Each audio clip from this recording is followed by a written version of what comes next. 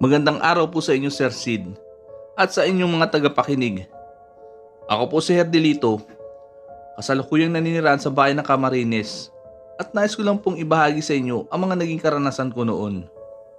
Nagdadalang tao noon si Jessa, sa panganay naming anak, nung makaengkwentro ako ng isang aswang na di umano'y isang paraduno, nakilala sa Camarines at Aduduno naman sa probinsya ng Bicol. 5 buwang buntis noon si Jessa nang makaramdam ng paghihina at kakaibang pangitain sa paligid. Naakala ko ay isang guni-guni at imahinasyon niya lamang dahil nagbubuntis siya. Subalit makaraan ang ika-6 na buwan na pagdadalang tao niya, nagsasanhi na ng hindi maganda ang kanyang mga nakikita. Hindi ko rin inaasahan na makakaranas siya ng pagdurugo at mga pantal sa hita. Sanhi raw ng laway ng aswang na tinatangkang sipsipin ang anak namin sa kanyang sinapupunan. Ayon kay Mang Reynato, isang albularyo, masama raw ang enerhiyang nakapaligid sa aming bahay. May mga nilalang raw na nagbabantay sa aming mag-asawa.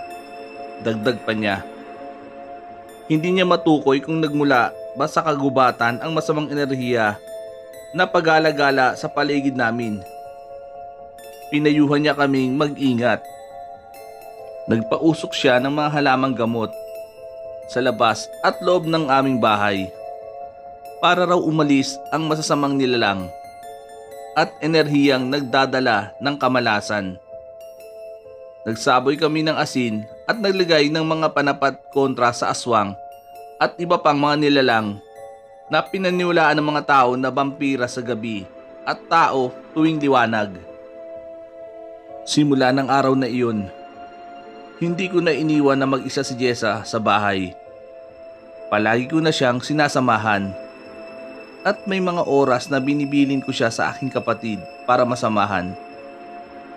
Hindi na kasi namin maipaliwanag kay Mang Reynato ang mga narinig naming tunog sa paligid. Animo ay nasa ilalim at kung minsan ay nasa bubungan ng aming bahay. Napupuyat rin ako gabi-gabi sa pagbabantay sa asawa ko. Hindi ako pinapatulog ng pangangamba at pagkabahala. Ukol sa nilalang na maaring umatake anumang oras. Hanggang isang gabi, Biyernes, at ika-28 ng Mayo. Habang mahimbing na natutulog si Jessa, nakarinig ako ng pagyapak sa mga patay na dahon sa labas. May pagkaluskos at pag-uga sa mga puno na tila may malaking nilalang na umaakyat roon. Sinong nariyan? Ani ko, nang makaramdam ng kakaiba. Dahil sa kuryosidad, pinuntahan ko ang puno at doon sa likod ng aming bahay. Dala-dala ko ang lampara at itak. Itinutok ko sa itaas ang dala kong liwanag para maaninag ko kung sino ang naroroon sa puno. Isang itim na pusa at tumalon sa bubungan namin. Shoo! Baba! Kumuha ko ng maliit na bato at inihagi sa pusa. Bumabakri ang kuting. Nainis kong sambit. Pagkapasok ko sa pintuan, nakarinig ako agad ng pagkatok. Ilang segundo pa lang ang nakalipas nang maisara ko ang pintuan. Binuksan ko ng padabog muli ang pinto. Nangangalit ako sa kumakatok, subalit walang sino man ang nasa labas. Kinabahan ako at dagding isinarang maigi ang pintuan. Sumandal muna ako ron ng ilang saglit bago naglakad pabalik sana sa silid namin ni Jessa. 3 hakbang pa lang ako nang biglang may kumatok ng napakalakas. Kasabay nun ang malakas na sigaw ni Jessa sa aming kwarto. Herdelito, tulungan mo ako. Sigaw ni Jessa. Herdelito! Nakarinig ako ng pagkalampag ng pagkukumahog ko ng pagtakbo. Pakiramdam ko, nahihirapan ang asawa ko sa pagsigaw. Inalimutan ko ang kumakatok sa pintuan at nagmamadaling pinuntahan si Jessa sa kwarto. Naabutan ko siyang nakahiga sa sahig. Hinihingal at natatakot na inuturo ang ilalim ng katre. Wika niya sa akin. Habang umiiyak, nakita raw siya ng tao sa ilalim ng kanyang kinahigaan. Umahaba raw ang dila, dilaw ang mga mata at nakasuot ng itim. Labis akong nag-alala. Natakot rin ako nang hindi tumigil ang mga pagkatok sa pintuan. Natataranta akong kumuha ng asin at isinaboy sa ilalim ng kama namin ni Jessa. Matapang kong binuksan ang pintuan kung saan may kumakatok para sana sabuyan ng asin. Subalit wala akong naabutan na kahit sino sa labas, gaya nung una. Maliban sa pusang itim na nakita ko sa bubungan. Kinabukasan, pinuntahan kami ni Mang Renato sa bahay. Inumusta niya si Jessa at ang mga niligay niyang panapat sa mga masasamang nilalang. Laking gulat na lang niya na mangitim ang mga pulang butil ng saga-saga at nabali ang mga sinukuang kahoy na iniligay niya sa pintuan at mga bintana. Anya sa akin, pinasok raw kami ng lamang gubat, halimaw sa kagubatan na kumakain ng sanggol at ng mga taong may malulubhang pasadin. Dagdag pa niya, isang andodono na pinaniniwalaan niyang aswang sa aming lugar at para duno naman sa Bicol. Habang pinapalitan niya ang mga panapat na nasira sa loob ng aming bahay, isinilaysay niya sa akin ang kanyon ng aswang kuno na ang andodono raw ay nakakamoy kung ang isang tao ay may nakakamatay na karamdaman. Gumagala raw ang nilalang na iyon sa labas o ilalim ng bahay ng biktima at ginagamit ang napakaba at malaahas nitong dila para dilaan ang taong may sakit at mapapabilis ang kamatayan nito. Minsan raw, ang lamang gubat na ito ay naghihintay sa labas ng tirahan ng taong naghihingalo. Kapag namatay raw ito, papalitan niya ng baul ng saging ang bangkay. Gayon din kapag nakatagpo ito ng isang babaeng buntis o manganganak, nakahiga ang nilalang sa ilalim ng bahay o sa ilalim mismo ng kama ng nagdadalang tao. Katulad rin ng isang adik sa droga. Nakakahanap ng ecstasy ang aswang sa pamamagitan ng pag-amoy ng pinaghalong amniotic fluid at dugo na lumalabas sa babae. Kapag raw nagkaroon ito ng pagkakataon, sisipsipin niya ang dugo ng babae na magiging sanhi ng kamatayan nito. Itatanong ko pa sana kay Manong kung paano ko malalabanan ang aswang. Hindi niya ako nasagot. Hindi rin niya alam kung paano ito malalabanan. Kabilin-bilinan niya na wag kong iiwan ng mag-isa si Jessa kahit na ano ang mangyari. Sunod-sunod na araw kaming ginagambala ng nakakatakot na nilalang sa bahay. Bantay sarado niya kami gabi-gabi. Hindi niya kami pinapatulog at parang may ginagawang orasyon sa paligid. Hanggang isang araw, may lumapit na matandang lalaki sa amin ni Jessa. Habang naglalakad kami pauwi sa bahay. Galing kami sa ospital nung araw na iyon at hindi na sana uuwi sa amin. Balak sana namin na dumuon muna sa bahay ng kapatid ko. Subalit nakalimutan namin dalhin ang mga kakailanganin ni Jessa. Inalok kami ng matanda na bumili ng perlas. Bagay raw para kay Jessa ang pulang kulay. Pinipilit niya kaming kumuha kahit isang porselas. Habang natatanaw ko ang mga mata ng matanda na nakatitig sa tiyan ni Jessa. Pasensya na po kayo, Manong. Hindi po kailangan ng asawa ko yan. Ninitian ko siya. Sige na, iha. Kumuha ka na kahit isa lang. Ang ngulit ng matanda sa asawa ko. Pasensya na po talaga, Manong. Kailangan na po namin umuwi. Malayo-layo pa po kasi ang lalakarin namin para makapagpahinga ng asawa ko. Saad ko sa pagtataas ng kilay ng matanda. Iha, bagay ito sa iyo. Iniabot niya sa asawa ko ang itim na porselas. Sige, Sa iyo na yan. Hindi ko na kayo sisingilin. Ani ng matanda at tumalikod. Manong sandali! Sigaw ko. Pero hindi ako pinansin ng matanda. Nagmamadali na siyang naglakad palayo sa amin. Nakauwi kami sa bahay. Dala ang inabot na porselas ng matandang lalaki. Kinukutuban ako sa bagay na iyon. Dahil bago pa kami makauwi nung araw na iyon, kamuntikan ng madulas si Jessa sa daan. Pagdating naman namin sa kanto, may lalaki nag-aamok at muntikan na akong tamaan ng batong inihagis nito. Malas. Yan ang nasabi ko sa porselas na nauwi namin. Wala man akong kasiguraduhan na pamahiin na iyon, ay masasabi kong kaduda-duda ang matanda na lumapit sa amin. Hanggang isang araw, habang nagsisiga ako sa bakuran, nakatanaw ako ng lalaki na abalang nakatitig sa bintana ng aming bahay. Hindi ko siya namukhaan dahil nakatagilid ito sa akin.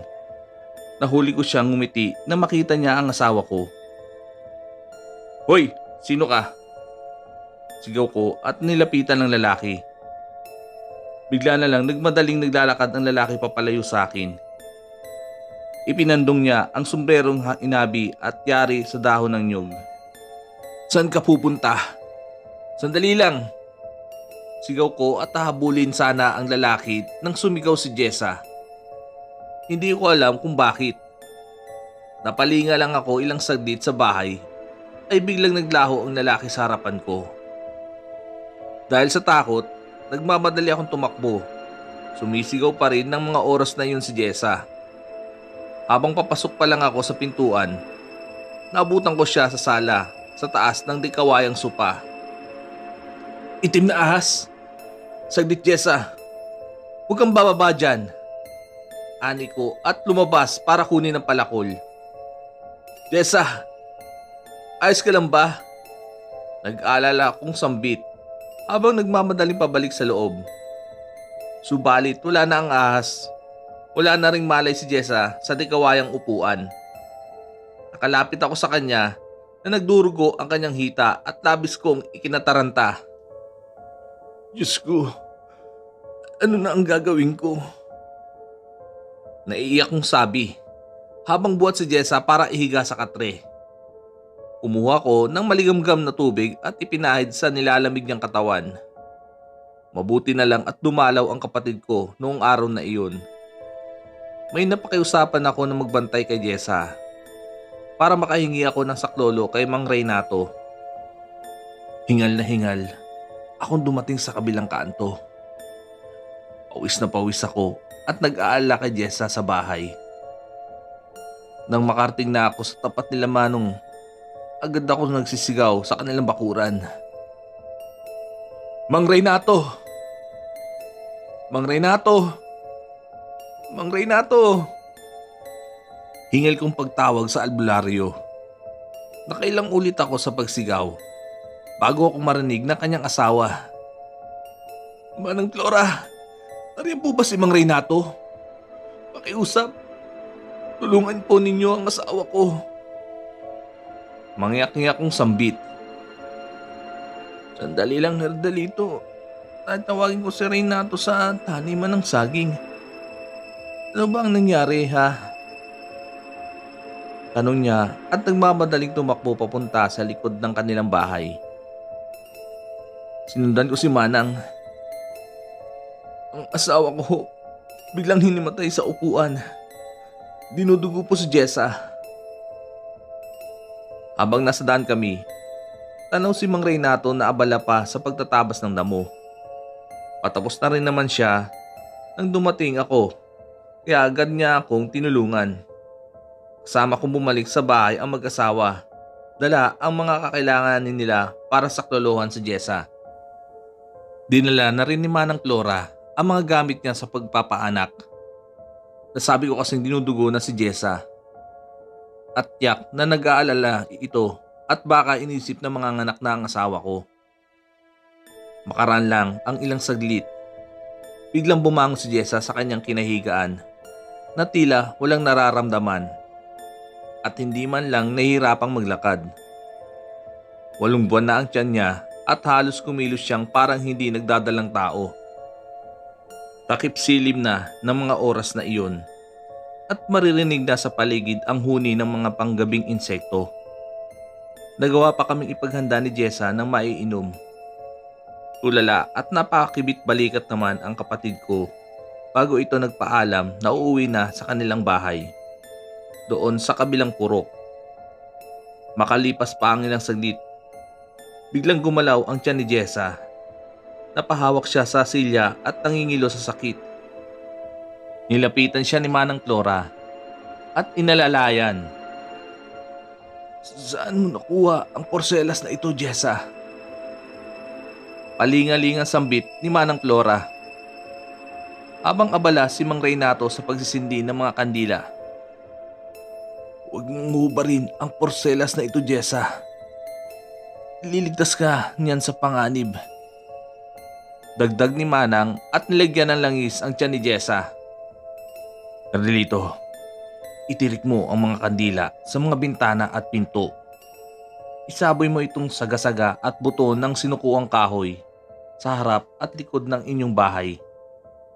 Tiyak ako na mga anak na si Jessa at darating ang Andoduno para kunin ang bata.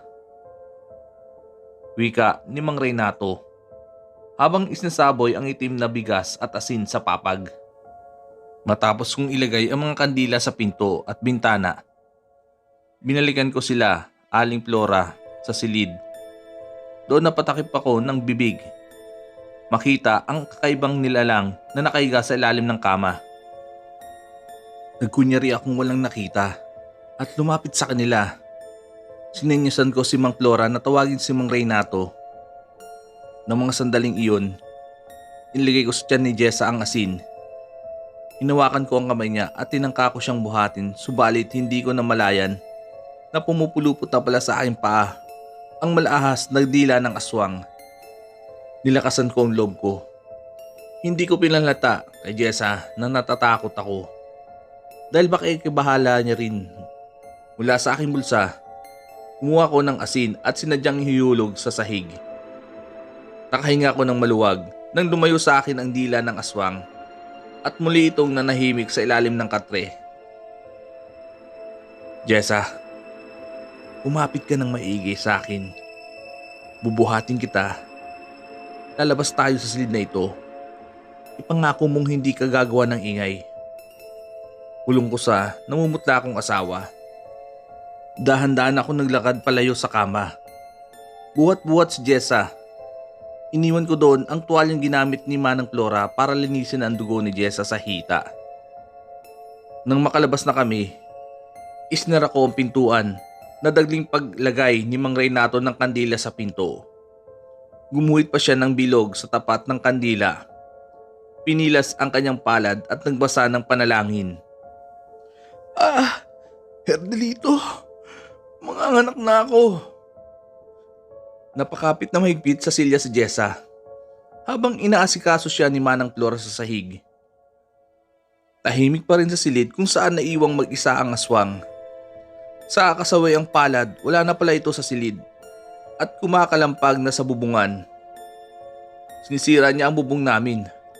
Kumuha ng lana si Manang sa kanyang bagahe at ipinahid sa buong katawan ni Jessa. Kaunti na lang ay lalabas na ang anak namin.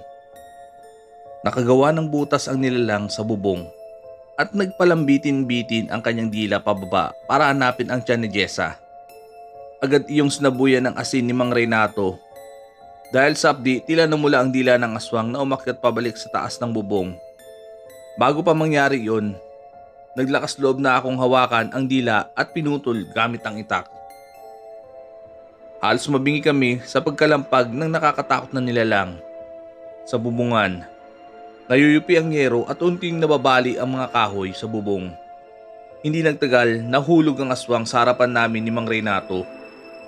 Galit na galit kaming inatake habang nanganganak si Jessa.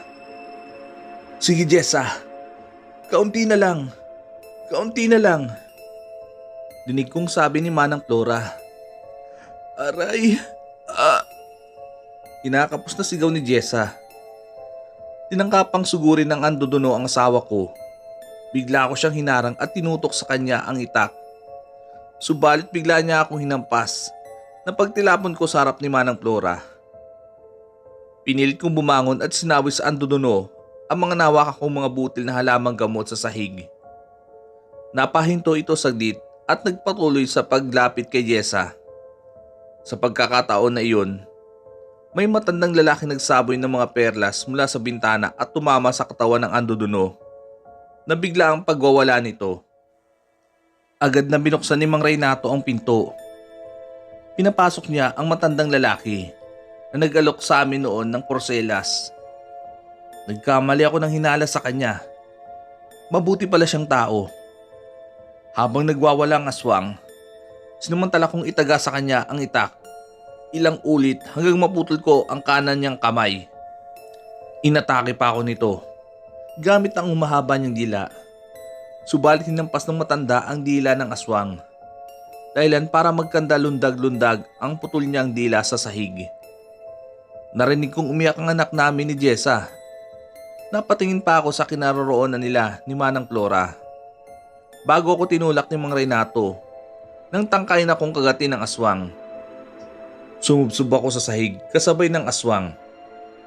At doon nagawang pagtulungan ng dalawang matanda ang Andodono hanggang magbago ito ng anyo.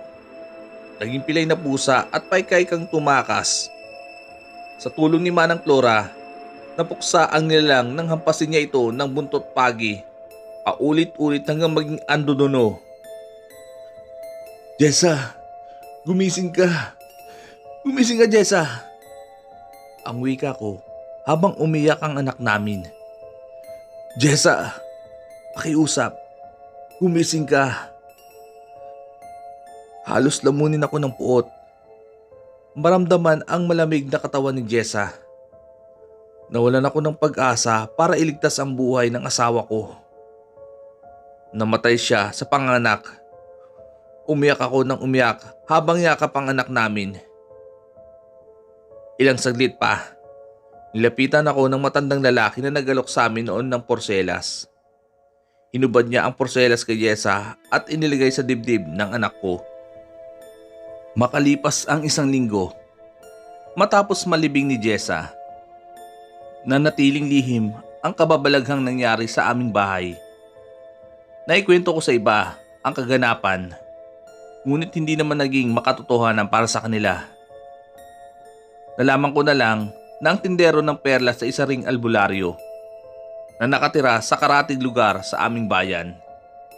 Isa siya sa mga pinaniniwalaang mahusay na espiritista at mangangaso ng masasamang nilalang, si Mang Verdico. Nagpasalamat ako sa kanya at sa mag-asawa na sina Mang Renato at Manang Flora. Biguman na maisalba ang buhay ni Jessa, ay naisalba naman ang munting anghel na kasalukuyang kong tinatawag na Agatha. Maraming salamat po sa inyo, Sir Sid. Hanggang dito na lang po ang aking karanasan sa mga tinatawag na nilalang na Andodono.